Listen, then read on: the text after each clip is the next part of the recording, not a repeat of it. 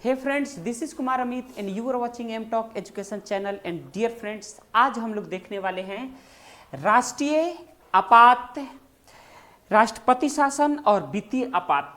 यानी इसका मतलब है कि आपातकालीन प्रावधान हमारे कॉन्स्टिट्यूशन के भाग 18 में आर्टिकल 352 से लेकर के 360 तक इसके बीच में आपातकालीन प्रावधान किया गया है। ठीक है, ये आपातकालीन प्रावधान क्या क्या हैं? तो राष्ट्रीय आपात हमारे देश के अंदर लगाया जाता है। राष्ट्रीय आपात किस स्थिति में लगाया जाता है, क्यों लगाया जाता है और इसके प्रभाव क्या होते हैं? राष्ट्रपति शासन स्टेट्स में लगाया जाता है, क्यों लगाया जाता है और इसके प्रभाव क्या होते हैं?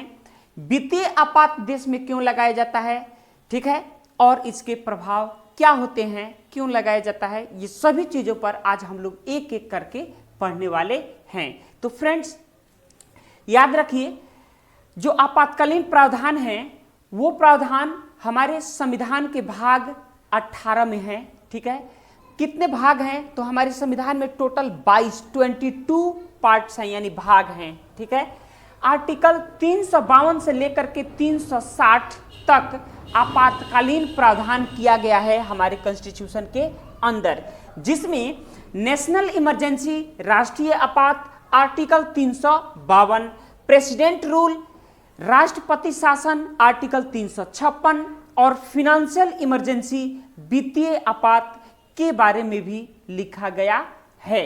ये बहुत ही इंपॉर्टेंट चीज हो जाता है हम लोगों के लिए। इसको एक एक करके हम लोगों को पढ़ना है। तो फ्रेंड्स, देखते हैं फिनेंशियल इमरजेंसी आर्टिकल 360। सबसे पहले हम लोग देखते हैं national emergency. National emergency means राष्ट्रीय आपात आर्टिकल 352 के तहत देश में लगाया जाता है। ठीक है, इसके आधार क्या हो सकते हैं?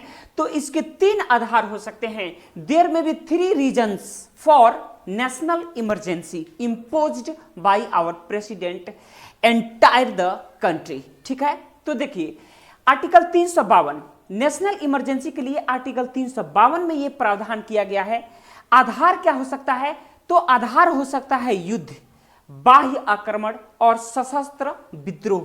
3 इसके मुख्य कारण हो सकते हैं जिसके कारण नेशनल इमरजेंसी लगाई जा सकती है देश के अंदर। पहली स्थिति है युद्ध। अगर किसी भी देश के साथ इंडिया या भारत अगर युद्ध लड़ने की स्थिति में है और युद्ध की घोषणा हो गई है, तो उस समय यह बनेगा नेशनल इमरजेंसी लग सकता है। ठीक है, हमारे देश के अंदर। दूसरा कंडीशन है बाह्य आक्रमण। अगर कोई देश भारत पर आक्रमण कर देता है, वॉर का सिचुएशन क्रिएट हो जाता है, ठीक है, तो उस स्थिति में भी नेशनल इमरजेंसी लगाई जा सकती है देश के अंदर। ठीक है, और तीसरा कंडीशन है सशस्त्र विद्रोह। अगर देश के अंदर गृह युद्ध की संभावना बनती है, लोग विद्रोह कर देते हैं और वो भी हथियार के साथ, जिसमें कि बहुत मास लेवल पर लोगों के मारे जाने की संभावना बनती है या खून खराबा होने की संभावना बनती है, इस स्थिति में नेशनल इमरजेंसी लगाई जा सकती है। फ्रेंड्स, तो देखिए जो पॉइंट्स हैं वो इस प्रकार हैं। मैंने एक एक पॉइंट्स को नोट डाउन यहां पे किया है। अगर आप लोग चाहें तो इसका नोट्स भी बना सकते हैं, जिससे कि आप लोगों को काफी मदद मिलेगी एग्जाम्स में। ठीक है, कॉम्पिटिटिव जितने भी एग्जाम्स हैं उसके लिए भी, और 9th class, 10th class, intermediate सभी क्लास के लिए ये उपयोगी है, हर तरह से उपयोगी है। जो लोग नहीं पढ़ने वाले हैं, अगर वो जागरूक नागरिक हैं, तो उनके लिए भी यह जरूरी है जानना। ठीक है, तो देखिए सबसे पहला पॉइंट क्या है? आधार क्या है? युद्ध, बाह्य आक्रमण, सशस्त्र विद्रोह। पहला पॉइंट है राष्ट्रीय आपात की घोषणा राष्ट्रपति मंत्रिमंडल की लिखित सिफारिश पर करता है। यह बात सही है कि जो मंत्रिमंडल है, केंद्र सरकार में जो मंत्रिमंडल है, जैसे मान लीजिए कि अभी हमारे देश के प्रधानमंत्री श्री नरेंद्र मोदी हैं, ठीक है, और उनका मंत्रिमंडल है, यानी उनके समेत उनका मंत्रिमंडल, अगर देश में आपात की स्थिति बनती है, इसमें से कोई भी स्थिति बन जाए, युद्ध, बाह्य आक्रमण, सशस्त्र विद्रोह, ये तीनों में से कोई एक सिचुएशन अगर बन जाए और प्रधानमंत्री का मंत्रिमंडल अगर लिखित में राष्ट्रपति को एक घोषणा पत्र अगर सौंपे, तो राष्ट्रपति नेशनल इमरजेंसी इंपोज कर सकते हैं या नेशनल इमरजेंसी देश के अंदर लगा सकते हैं। एक ये कंडीशंस बनता है, ठीक है। राष्ट्रीय आपात की उद्घोषणा को न्यायालय में प्रश्नगत किया जा सकता है। अगर नेशनल इमरजेंसी देश में लगाई जा चुकी है और लगने के बाद अगर किसी को भी लगता है कि ये नेशनल इमरजेंसी लगाई गई है जानबूझ करके, ठीक है, इसकी जरूरत नहीं थी फिर भी इसे लगा दिया गया गवर्नमेंट के द्वारा, तो वो इस बात को अदालत लेकर के जा सकता है, सुप्रीम कोर्ट वो जा सकता है। इसीलिए यहां पर कहा गया है कि आपातकालीन की उद्घोषणा को न्यायालय में प्रश्नगत किया जा सकता है, ठीक है। नेक्स्ट पॉइंट क्या है, 44वें संशोधन द्वारा आर्टिकल 352 के अधीन उद्घोषणा संपूर्ण भारत में या उसके किसी भी भाग में की जा सकती है। आर्टिकल 352 के तहत पूरे भारत में या भारत के किसी एक हिस्सा में इमरजेंसी लगाई जा सकती है, यानी नेशनल इमरजेंसी हमारे राष्ट्रपति के द्वारा लगाई जा सकती है। तो हमेशा याद रखिए आर्टिकल 352 के अंतर्गत राष्ट्रपति देश में या देश के किसी हिस्सा में क्या लगा सकते हैं, तो नेशनल इमरजेंसी लगा सकते हैं या राष्ट्रीय आपात की घोषणा कर सकते हैं, ठीक है। नेक्स्ट जो है हमारा वो है कि राष्ट्रीय आपात के समय राज्य सरकार निलंबित नहीं की जा सकती बल्कि वह संघ की कार्यपालिका के संपूर्ण नियंत्रण में आ जाती है। यह बात सही है कि राष्ट्रीय आपात के समय राज्य सरकार को निलंबित नहीं किया जा सकता है, ठीक है।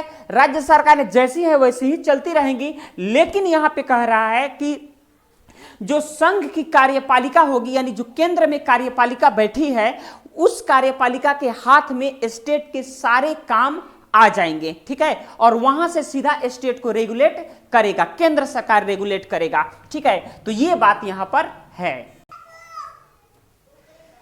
राष्ट्रपति द्वारा की गई आपात की घोषणा 1 माह तक प्रवर्तन में रहती है। अगर राष्ट्रपति घोषणा कर देते हैं नेशनल इमरजेंसी की तो वो 1 माह तक प्रवर्तन में रहती है, यानी 1 माह तक प्रभावी रहती है। लेकिन इस 1 माह के अंदर ही क्या करना पड़ेगा, देखिए 1 माह तक प्रवर्तन में रहती है और यदि इस दौरान इसे संसद के यानी उस 1 माह के अंदर ही संसद के दोनों सदनों से इसे पास करवाना पड़ता है, यानी लोकसभा और राज्यसभा दोनों सदनों से इसे क्या करवाना पड़ता है, पास करवाना यानी अनुमोदित करवाना इसको पड़ता है। और उसके बाद से वो 6 माह तक प्रवर्तन में रहेगी, यानी 6 माह तक प्रभावी रहेगी। समझ में, इसको समझ लीजिए, बहुत ही इंपॉर्टेंट ये चीज होने वाला है, ठीक है। राष्ट्रपति अगर एक बार नेशनल इमरजेंसी इंपोज कर दिया तो 1 माह तक वो प्रभाव में रहेगा, इफेक्ट में रहेगा। इसी दौरान उसे क्या करना है कि संसद के दोनों सदनों से पास करवा लेना है, यानी अनुमोदित करवा देना है। उसके बाद से वो 6 माह के लिए वो एक्सटेंड हो जाएगा, यानी 6 माह के लिए वो बढ़ जाएगा, 6 माह तक नेशनल इमरजेंसी लगी रहेगी। नेक्स्ट पॉइंट कहता है कि संसद पुनः इसे एक बार में 6 महीने के लिए बढ़ा सकती है और 6 महीना जैसे ही होगा फिर संसद बैठक करेगी और उसमें अनुमोदन के जरिए वो 6 माह तक और बढ़ा सकती है उसको, ठीक है।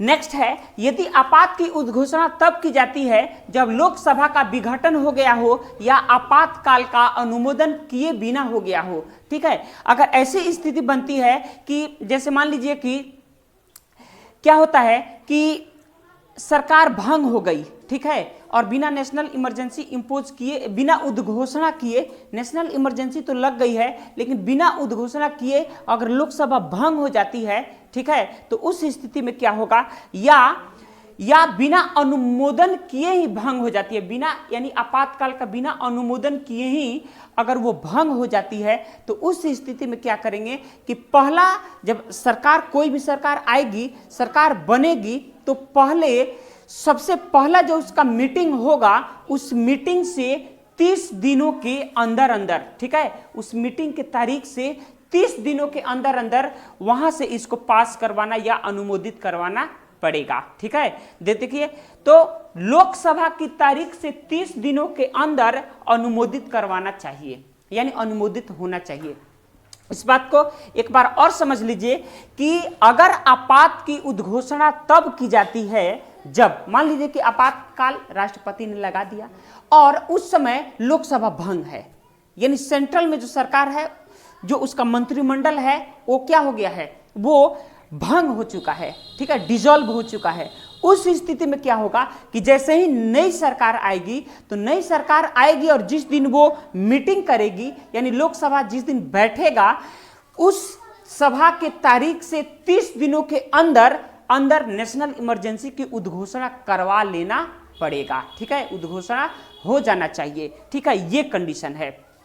तो अब देखिए नेक्स्ट क्या है कि यदि लोकसभा साधारण बहुमत से आपात उद्घोषणा को वापस ले लेती है, अगर लोकसभा है, लोकसभा को लगता है कि इमरजेंसी की जरूरत नहीं है, या इमरजेंसी जितने दिनों तक जरूरत थी बस हो गया, इसके बाद सब इस इमरजेंसी को क्या कर दिया जाए, खत्म कर दिया जाए, यानी इस नेशनल इमरजेंसी को क्या कर दिया जाए, खत्म कर दिया जाए, राष्ट्रीय आपात को, तो वो क्या करेगी कि साधारण बहुमत से उसे पास करवा देगी सदन में, ठीक है। और जैसे ही साधारण बहुमत से उसे पास करवाएगी तो राष्ट्रपति खुद क्या करेंगे, ये जो नेशनल इमरजेंसी इंपोज किए हैं उसको स्वतः ही वो हटा लेंगे, ठीक है।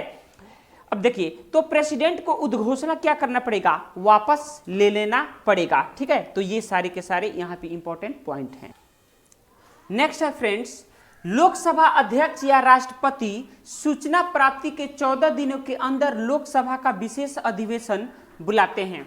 राष्ट्रपति ये अधिवेशन बुलाते हैं, ठीक है। लोकसभा अध्यक्ष या राष्ट्रपति सूचना प्राप्ति, जैसे ही उनको सूचना मिलेगी, ठीक है, 14 दिनों के अंदर वो लोकसभा का विशेष अधिवेशन क्या करेंगे, बुला लेंगे, ठीक है, और उस अधिवेशन में ये पारित हो जाएगा, ठीक है। अब देखिए, आपातकालीन उद्घोषणा के प्रभाव, जैसे ही नेशनल इमरजेंसी देश में लग जाती है तो नेशनल इमरजेंसी लगने का कुछ प्रभाव होता है, और वो प्रभाव क्या क्या है, तो आइए देखते हैं।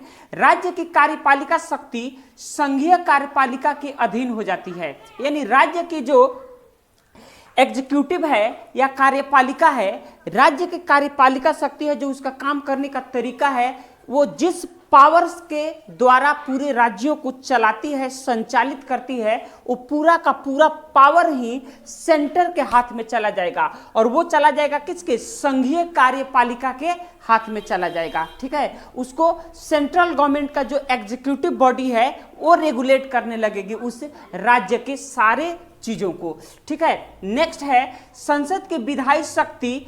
संसद की जो विधायी शक्ति होती है, कानून बनाने की जो उसकी शक्ति होती है, वो शक्ति राज्य सूची से संबंधित विषयों तक विस्तृत हो जाती है। यानी कहने का मतलब है कि संसद की जो विधायी शक्ति है उसके पास इतना पावर हो जाता है कि वो राज्य से रिलेटेड भी वो कानून बना सकती है, और राज्य से रिलेटेड कानून बना करके वहां पे इंपोज भी उसे कर सकती है, लागू भी उसे कर सकती है। इसलिए संसद को इतना हद तक नेशनल इमरजेंसी में उसको पावर मिल जाता है, ठीक है। राष्ट्रपति केंद्र से राज्यों को दिए जाने वाला धन को कम या समाप्त कर सकता है। राष्ट्रपति के पास इतना पावर होता है कि जैसा कि हम जानते हैं कि जो भी हमें टैक्स मिलता है उस टैक्स में से राज्यों का भी हिस्सा बनता है, जो कि डेवलपमेंट के कार्य में जाता है। सेंट्रल गवर्नमेंट उस टैक्स का हिस्सेदारी जितना भी बनता है वो राज्यों को देती है। लेकिन अगर नेशनल इमरजेंसी की सिचुएशन यहाँ पे अगर है तो वहाँ पे सिचुएशन ये क्रिएट होगा, अगर राष्ट्रपति चाहेगा तो राज्यों को दिए जाने वाला वो जो हिस्सा है उसको कम कर सकता है या उसे हटा भी सकता है। जब तक नेशनल इमरजेंसी लगी रहेगी तब तक राज्यों को उनके हिस्से को नहीं दिया जाएगा और उस धन और संपत्ति को दूसरे कामों पर खर्च किया जाएगा। तो ये है नेशनल इमरजेंसी। इतना जितना भी इंफॉर्मेशन अभी तक हम लोगों ने देखा है वो देखा है नेशनल इमरजेंसी के अंडर में, यानी नेशनल इमरजेंसी के बारे में, जो कि आर्टिकल 352 है। नेक्स्ट फ्रेंड्स हम लोग देखते हैं प्रेसिडेंट रूल, राष्ट्रपति शासन, जो कि आर्टिकल 356। तो फ्रेंड्स देखते हैं आर्टिकल 356 प्रेसिडेंट रूल, राज्यों में राष्ट्रपति शासन। राज्यों में राष्ट्रपति शासन लगाने की हमें क्यों जरूरत पड़ती है, और जब राष्ट्रपति शासन अगर किसी राज्य में लग जाता है तो उसका क्या प्रभाव होता है, आइए हम देखते हैं इसको। तो देखिए फ्रेंड्स, आर्टिकल 356 जो है वो प्रेसिडेंट रूल का व्यवस्था करता है, ठीक है। यानी आर्टिकल 356 में प्रेसिडेंट रूल के बारे में लिखा गया है कि क्या क्या प्रोसेस होगा, इसके प्रभाव क्या होंगे। तो आइए सबसे पहले देखते हैं कि आखिर इसका आधार क्या है। What is the basis on which president rule can be imposed in any state, ठीक है। और what should be its impact, यानी क्या है इसका जो इम्पैक्ट है, ठीक है। व्हाट कैन बी इम्पैक्ट, क्या हो सकता है इसका इम्पैक्ट, इसका प्रभाव क्या हो सकता है। तो आइए देखते हैं। सबसे पहला आधार क्या है। आर्टिकल 356 के अनुसार यदि राष्ट्रपति को राज्यपाल की रिपोर्ट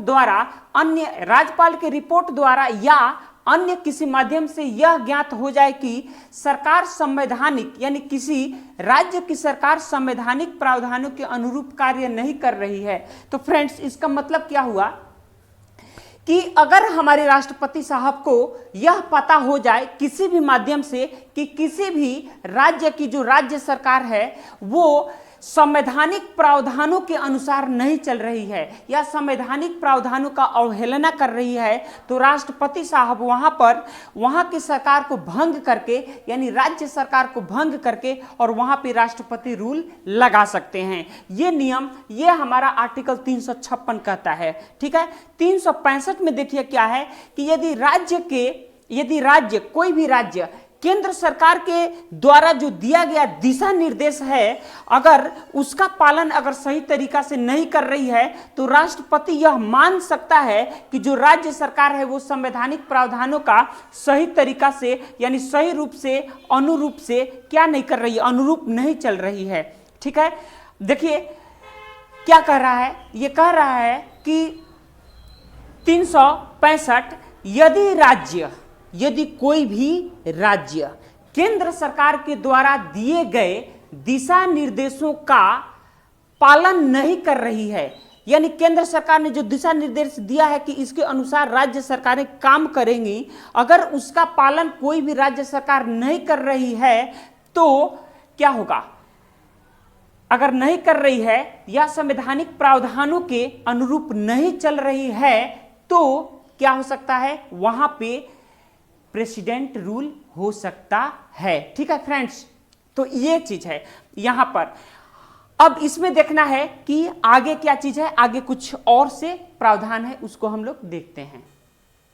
अब देखते हैं आर्टिकल 356, यानी 356 आर्टिकल, जो कि प्रेसिडेंट रूल का व्याख्या करता है, ठीक है। प्रेसिडेंट रूल के बारे में इस आर्टिकल में लिखा गया है, यानी राज्यों में राष्ट्रपति शासन कैसे लगेगा इसके बारे में इसमें प्रावधान किया गया है। तो आइए देखते हैं एक एक करके कि राष्ट्रपति शासन लगाने का आधार क्या है, राष्ट्रपति शासन क्यों लगाया जाता है, राष्ट्रपति शासन लग जाने के बाद से क्या प्रभाव उसका पड़ता है राज्यों पर, ठीक है फ्रेंड्स। तो आइए देखते हैं इसका आधार क्या है। तो इसका आधार है 356, यानी आर्टिकल 356 के अनुसार यदि राष्ट्रपति को राज्यपाल के रिपोर्ट के द्वारा, यानी हमारे राष्ट्रपति साहब को किसी भी राज्य के राज्यपाल के रिपोर्ट के द्वारा या किसी अन्य माध्यम से यह ज्ञात हो जाए कि वहाँ की जो सरकार है वो संवैधानिक नियमों का पालन नहीं कर रही हैं, संवैधानिक प्रावधानों का पालन नहीं कर रही हैं, तो राष्ट्रपति वहाँ की सरकार को भंग करके वहाँ राष्ट्रपति शासन लगा सकता है फ्रेंड्स। तो ये सबसे पहला इसका आधार है। और राष्ट्रपति को 365 जो आर्टिकल है वो बहुत ही स्ट्रॉन्ग बनाता है, उनको यह पावर देता है कि यदि कोई भी राज्य है अगर वो केंद्र के दिशा निर्देशों का सही तरह से अगर पालन नहीं कर रहा है तो राष्ट्रपति यह मान सकता है कि यह जो सरकार है या किसी भी स्टेट की सरकार है वह सही तरीका से नहीं चल रही है, वहां पर संवैधानिक प्रावधानों का दुरुपयोग हो रहा है, ठीक है। तो ये बहुत ही जरूरी है। तो फ्रेंड्स ये जानना बहुत ही जरूरी है। फ्रेंड्स देखते हैं राष्ट्रपति शासन लागू करने की प्रक्रिया क्या है, किस प्रक्रिया के द्वारा, what is the basis on which president can imposed president rule in any state. Friends देखते हैं राष्ट्रपति शासन के प्रभाव की घोषणा जारी होने के 2 माह के अंदर संसद के दोनों सदनों द्वारा अनुमोदन हो जाना चाहिए साधारण बहुमत से। फ्रेंड्स राष्ट्रपति शासन जब लागू हो जाता है, राष्ट्रपति शासन लागू होने के 2 महीना के अंदर अंदर, 2 माह के अंदर अंदर केंद्र सरकार में यानी जो संसद है उसके दोनों सदन राज्यसभा और लोकसभा और राज्यसभा दोनों सदनों में अनुमोदन जरूरी है अगर उस प्रेसिडेंशियल रूल को आगे बढ़ाना है तब। ठीक है, ये चीज। दूसरा है कि संसद की स्वीकृति के साथ राष्ट्रपति शासन 6 माह तक चलता है और अधिकतम 3 वर्षों तक रह सकता है। ठीक है, संसद स्वीकृति दे देती है तो राष्ट्रपति शासन 6 महीना तक चलता है, लेकिन यह जो समय है 6 महीना तक, इसको एक्सटेंड करके कुछ शर्तों के साथ इसे 3 साल तक लगातार लगाया जा सकता है फ्रेंड्स। ठीक है, तो ये बहुत ही इंपॉर्टेंट है फ्रेंड्स। राष्ट्रपति शासन का दुरुपयोग हमारे देश में एक आम बात रही है। जब देश आज़ाद हुआ 1947 और उसके बाद से जब अपने देश में सरकारें बनी, संविधान बना, उसके बाद से सरकारें बनने के बाद से लगातार हमारे देश में राष्ट्रपति शासन का दुरुपयोग हुआ है, क्योंकि जैसा कि हम जानते हैं कि केंद्र में अगर जो सरकार है उसके एंटी पार्टी की सरकार है राज्यों में, तो यहाँ पे क्या होगा कि केंद्र वाला जो सरकार है वो राज्यों में राष्ट्रपति शासन लगा देते थे। ठीक है, इसलिए इसका दुरुपयोग होता था। ठीक है, इसमें एक बहुत ही इंपॉर्टेंट केस आई 1994 में, जिस केस का नाम है Somappa Raiyappa Mumbai versus union of India. Friends, इसमें हुआ क्या? इसमें हुआ ये कि कर्नाटक के मुख्यमंत्री यानी अगस्त 1988 से 1989 तक ये सोमप्पा रैयप्पा मुंबई रहे। जो मुख्यमंत्री थे, इनकी पार्टी ने लोकदल पार्टी के साथ मिल करके सरकार बनाई थी, यानी इनका party Janata Dal party Lokdal party के साथ मिल करके इन्होंने सरकार बनाया था। सरकार बनी 1988 और ये सरकार गिर गई 1989 में, यानी अगस्त 1988 से लेकर के अप्रैल 1989 तक ये सरकार एग्जिस्टेंस में रही, उसके बाद से ये सरकार गिर गई। फ्रेंड्स, इसमें हुआ ये कि जब ये मुख्यमंत्री थे उस समय राज्यपाल वहाँ के थे, गवर्नर थे वेंकट सुब्बैया, और केंद्र में सरकार थी राजीव गांधी की। ठीक है, तो देखिए एक दिन की बात है कि इनके पार्टी का कोई मेंबर आया, इन्हीं के पार्टी का वेंकट सुब्बैया जो राज्यपाल थे उनके पास। ठीक है, सोमप्पा रैयप्पा मुंबई के ही पार्टी का एक आदमी आया और राज्यपाल से मिला और उसने राज्यपाल को एक चिट्ठी सौंपी, जिसमें उन्होंने कहा कि यानी 19 सदस्य और एक मैं 20 सदस्य इस पार्टी से हम इस्तीफा दे रहे हैं। हम इनको क्या नहीं करना चाहते हैं, तो इनको हम बहुमत नहीं देना चाहते हैं, यानी इनके साथ अब हम नहीं रहेंगे, इनके पार्टी से हम क्या कर रहे हैं, निकल रहे हैं।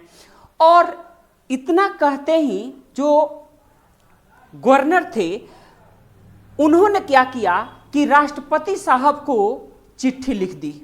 राष्ट्रपति साहब को क्या किया? चिट्ठी लिख दी, यानी रिपोर्ट उन्होंने भेजा। कौन? तो वेंकट सुब्बैया ने राष्ट्रपति को एक रिपोर्ट भेजी और इस रिपोर्ट में उन्होंने यह कह दिया कि एसआर मुंबई के पास अब मेजोरिटी नहीं है, यहाँ ये सरकार नहीं चल सकती है, इनके पास मेजोरिटी ही नहीं है। और उन्होंने राष्ट्रपति शासन यहाँ लगाने के लिए सिफारिश कर दी। फ्रेंड्स, अब क्या था, जब इन्होंने सिफारिश किया तो वहां पे राष्ट्रपति शासन लगा दिया गया। राष्ट्रपति शासन क्या किया गया? वहां पे लगा दिया गया। लेकिन बाद में पता चला कि जो व्यक्ति 19 लोगों का सिग्नेचर किया हुआ जो चिट्ठी राज्यपाल को सौंपी थी, उसमें वो 19 लोग वास्तव में थे ही नहीं, क्योंकि वो जो 19 लोगों का सिग्नेचर वाला जो पत्र था वो फर्जी था। अब देखिए कितना बड़ा वहां पे मतलब ये धोखा हुआ था एक तरह से हम कहें तो, और वो किसके साथ? तो एसआर मुंबई के साथ। ठीक है, तो ये चीजें हुई। अब देखिए ये सारी चीजें हुई और इसी केस को लेकर के कर्नाटक हाई कोर्ट में इन्होंने एक याचिका डाली। कौन? सोमप्पा रैयाप्पा, मुंबई जो मुख्य मंत्री थे कर्नाटक के, उन्होंने कर्नाटक हाई कोर्ट में एक याचिका दायर किया और उस याचिका में इन्होंने कहा कि मेरे पास पूर्ण मेजोरिटी यानी पूर्ण बहुमत रहते हुए भी मुझे समय नहीं दिया गया कि मैं अपना बहुमत सिद्ध करूं। ठीक है, तो ये उन्होंने याचिका डाला। ठीक है फ्रेंड्स, तो ये बहुत ही फ्रेंड्स, ये जब हुआ तो देखिए कर्नाटक में राष्ट्रपति शासन लग गई। वहां पर फिर राष्ट्रपति शासन मतलब राष्ट्रपति शासन के बाद नई सरकार भी चुन करके आ गई। और ये सारा चीज होने के बाद जब सुप्रीम कोर्ट का फैसला आया तो वो फैसला एक माइलस्टोन था, वो बेंचमार्क था एक तरह से कहेंगे तो। ठीक है, वो बहुत ही ऐतिहासिक फैसला था। ऐतिहासिक फैसला में सुप्रीम कोर्ट ने क्या फैसला दिया? ठीक है, ये फैसला दिया कि ये ऐतिहासिक फैसला आया सुप्रीम कोर्ट का, वो बहुत ही इंपॉर्टेंट था। ठीक है, क्या था? सुप्रीम कोर्ट ने फैसला देते हुए यह कहा कि सरकार को प्राप्त बहुमत का निर्धारण सदन के पटल पर होना चाहिए, न कि राज्यपाल की व्यक्तिगत राय पर होना चाहिए। फ्रेंड्स, ये समस्या उत्पन्न हो जाती थी कि अगर राज्यपाल ये खुद मान लेता है, ठीक है, अपने मन से अगर मान लिया और राष्ट्रपति को रिपोर्ट कर दिया तो वहां पर राष्ट्रपति शासन लग जाएगा। लेकिन सुप्रीम कोर्ट ने यह कहा कि राष्ट्रपति के मानने पर यह बात निर्भर नहीं करेगा। राष्ट्रपति के मान लेने से तो काम नहीं होगा, राष्ट्रपति मान लेगा, गवर्नर के मान लेने से तो काम नहीं होगा। अगर गवर्नर मान लिया कि नहीं इनके पास मेजोरिटी नहीं है तो और रिपोर्ट कर दिया राष्ट्रपति को, तो वहां पर तो भंग हो जाएगी सरकार। तो इसलिए सुप्रीम कोर्ट ने यह कहा कि जो बहुमत है वो सदन के पटल पर उसको सिद्ध करना पड़ेगा, सदन के पटल पर होगा, राज्यपाल के मानने पर निर्भर नहीं होगा। ठीक है, दूसरा उन्होंने क्या कहा कि किसी भी राज्य के विधानसभा को तभी भंग किया जाएगा जब संसद के दोनों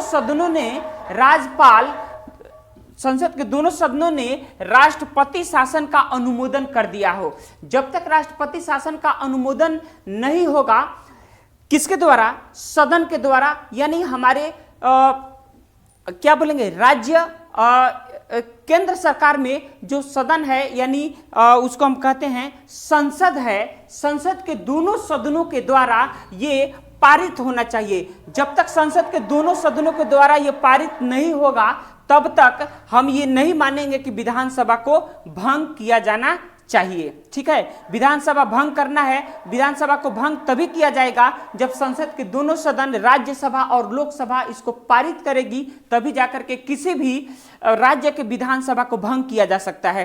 तीसरा, सुप्रीम कोर्ट ने यह कहा राष्ट्रपति शासन के सभी पहलुओं की न्यायिक समीक्षा की जा सकती है। यानी राष्ट्रपति शासन लगाया गया है, ये सही है कि गलत है।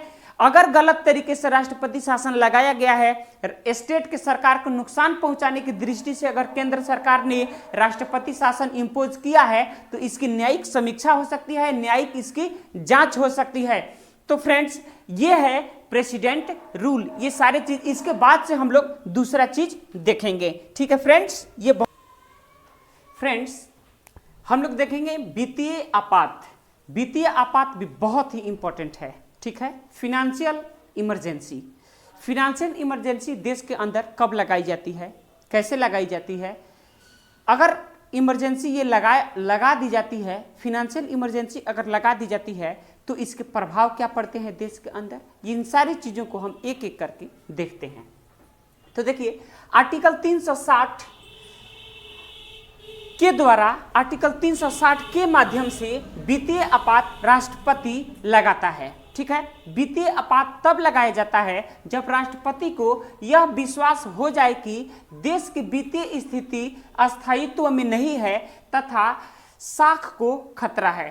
अगर हमारे देश के राष्ट्रपति को यह आभास हो जाता है कि देश फिनेंशियल क्राइसिस से गुजर रहा है, वित्तीय संकट से गुजर रहा है, हमारे देश के पास पैसा नहीं है, केंद्र सरकार के पास उतना संपत्ति नहीं है कि वो देश को अच्छा तरह से चला सके, और इस संकट के घड़ी में देश में अफरा तफरी मच सकती है, देश में गृह युद्ध की स्थिति पैदा हो सकती है, या किसी तरह का बहुत बड़ा संकट देश पर आ सकता है, तो वैसी स्थिति में राष्ट्रपति लगाता है फिनेंशियल, ठीक है, फिनेंशियल यानी हम कह सकते हैं इसको फिनेंशियल इमरजेंसी, ठीक है, यानी वित्तीय आपात लगाता है। ठीक है, तो देखिए फ्रेंड्स क्या है, वित्तीय आपात के घोषणा के 2 महीने के अंदर, अब इसमें क्या है, राष्ट्रपति शासन राष्ट्रपति जब ये वित्तीय आपात लगा देता है यानी फिनेंशियल इमरजेंसी देश के अंदर लगा देता है, तो उसे क्या क्या कुछ कंडीशंस हैं, उसमें पॉइंट्स हैं। देखिए, वित्तीय आपात के घोषणा के 2 महीने के अंदर